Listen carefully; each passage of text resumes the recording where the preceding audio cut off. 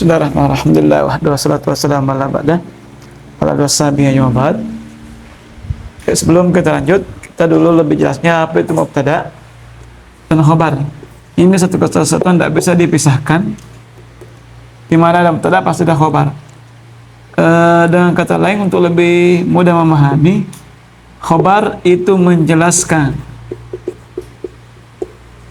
atau menceritakan. Nah, ini yang dijelaskan, yang diterangkan.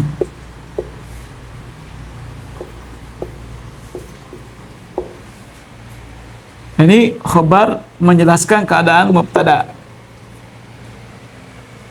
Contoh ini mubtada, anak. Mau dijelaskan siapa anak itu, apa anak itu? Oh, soleh. Penjelasannya itulah khobar. Rasmi? Ya. Contoh, Allahu as-samad. Ya kan? Dijelaskan. Penjelasannya adalah khobarnya. Artinya menerangkan, diterangkan. Yang menerangkan khobar, yang diterangkan dalam mubtada. Tayyib. Untuk khobar, kita pindah ke hukum-hukum khobar. Namun sebelumnya, khobar itu hukumnya satu, selalu marfu. Kalau dia berupa khobar mufrad, marfu. Nantilah pembagiannya. Kita dulu ke sini, pembagian khobar ada 3. Dia khobar bukan cuma kata saja, tapi dia berupa kalimat, bisa juga berupa huruf. Ada 3. Khobar bisa dari bentuk mufrad, bukan isi mufrad ya, bukan isi mufrad, tapi bentuk satu, bukan kalimat. Paham ini? Bukan isi mufrad, tapi satu. Paham? Satu kata. Ya, bukan kalimat. Maksudnya ini mufrad, lawannya kalimat. Nah, ini kan satu kata. Artinya namanya khobar mufrad. Kalau khobarnya mufrad, maka selamanya dia marfu. Dari sini dipahami? Yang kedua, khabar jumlah. Coba ini mubtada semua, ini khabarnya semua. Khabar jumlah itu berupa kalimat, khabarnya berupa kalimat. Ini berupa kata. Ini kalimat ismiyah.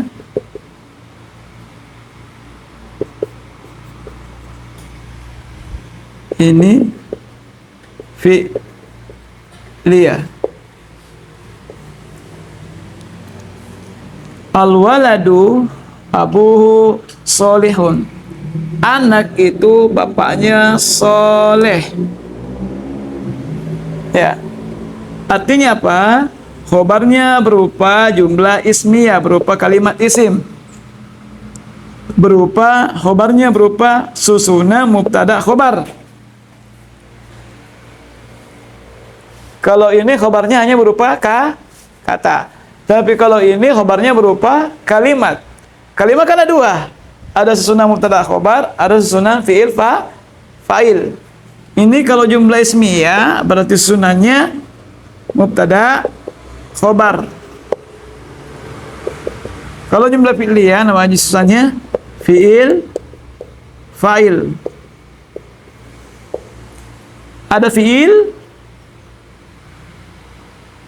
maka khobarnya berupa fi'il. Artinya apa? Semua setelah isim ma'rifah, setelahnya ada jumlah, maka itu adalah khobar. Artinya apa? Khobar itu bukan cuma satu kata saja, tapi khobar itu bisa berupa jumlah atau kalimat. Entah kalimat ismiyah atau kalimat fi'liyah. Cukup dulu ini, pahami dulu nih. Jelas ya? Nanti pahami dulu bahwa khobar itu bukan cuma satu kata, tapi berupa jumlah. Yang berikut, sibahu jumlah, itu berupa huruf atau keterangan tempat dan keterangan waktu. Ya. Khobar berupa huruf, ini kan huruf ala, huruf jar, ala, fi huruf. Alkitabu alal maktab, buku itu di atas meja, ini huruf. Berarti khobarnya berupa huruf jar. Ar-rajulu fil masjid, anak laki-laki itu di dalam masjid, maka khobarnya berupa huruf. Alkitabu amama, amama itu depan, berarti keterangan tempat. Al-kursi amamal maktabi, kursi itu di depan meja, berarti keterangan tempat. Jadi khobar bisa satu kata, bisa berupa kalimat, bisa berupa huruf, atau keterangan tempat atau keterangan waktu. Contoh di dalam kalimat al-kitabu,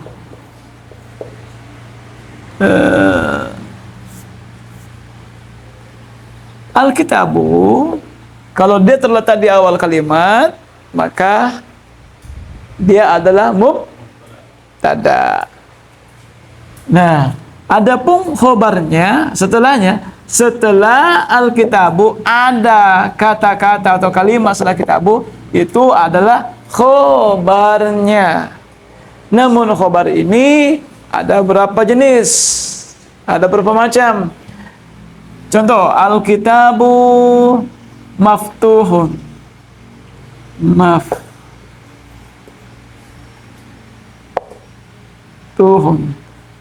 Al-kitabu buka. Ya. Nah, ini kan satu kata. Satu nih.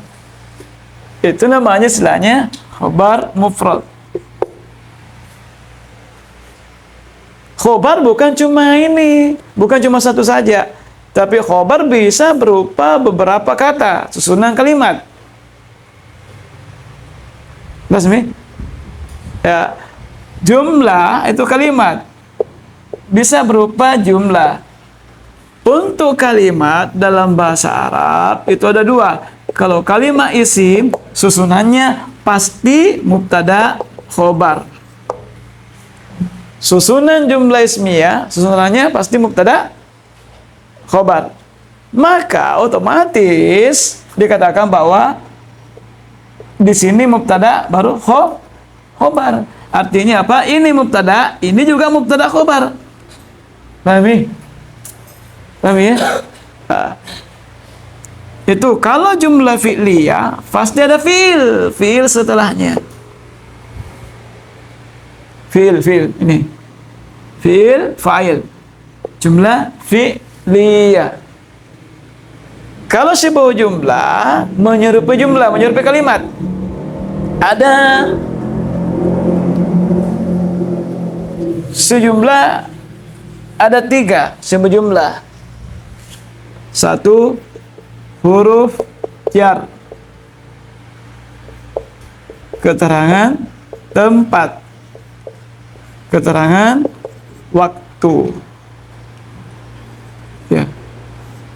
Keterangan tempat, contoh depan, belakang. Huruf jar itu ala, fi, ila, min. Keterangan waktu seperti hari, bulan. Contoh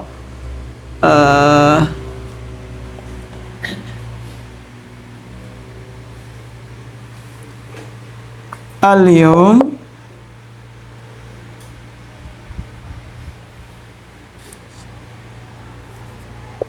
as-sawmu yawm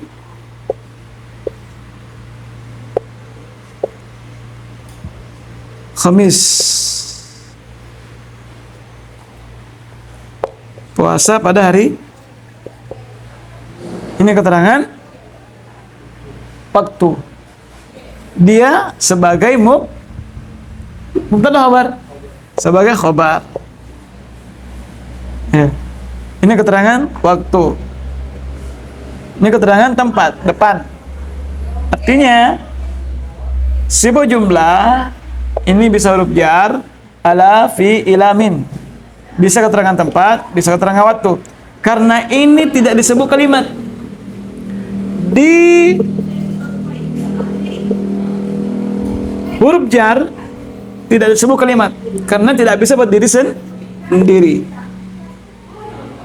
Makanya menyerupai dengan sibuk jumlah. Ini istilah nahwu. Sibuk jumlah itu menyerupai kalimat.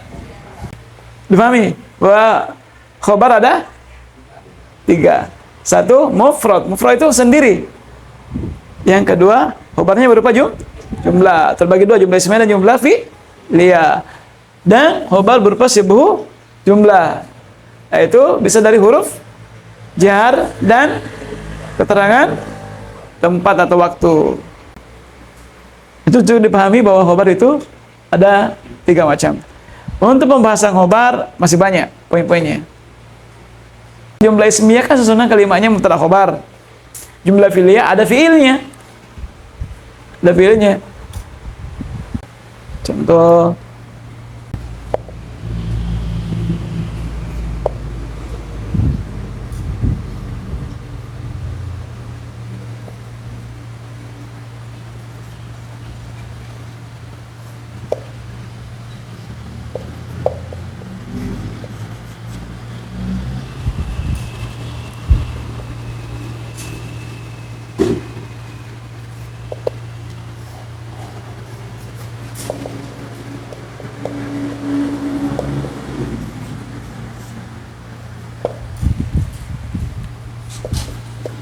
yal'abu bermain.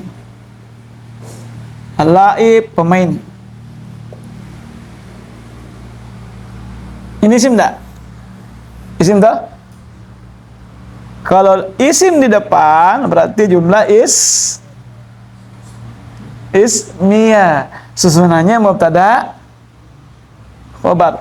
Kalau fi'il di depan maka jumlah fi'liyah. Susunannya fi'il fa'il. Oke? Ini kan fi'il di depan. Berarti susunannya fi'il fa'il. Kalau isim di depan susunannya mubtada dulu baru khobar. Berarti yal'abu khobarnya laib. Khobarnya berupa jumlah fi'liyah. Dipahami ya? Kapan dipahami jumlah ini insyaallah Mas Umi. Yang penting dipahami dulu. Hanya sampai kita tidak tahu ini, terus yang ditahu hanya solihun dan satu kata, sementara banyak macamnya khobar. Yang jelasnya setelah mubtada itu ada khobar, entah satu berupa kata, entah berupa kalimat atau berupa huruf. Contoh di sini ar-rajulu fil masjid. Dia huruf. Seorang laki-laki di dalam masjid. Jelas ya? Kita cukup dulu ini.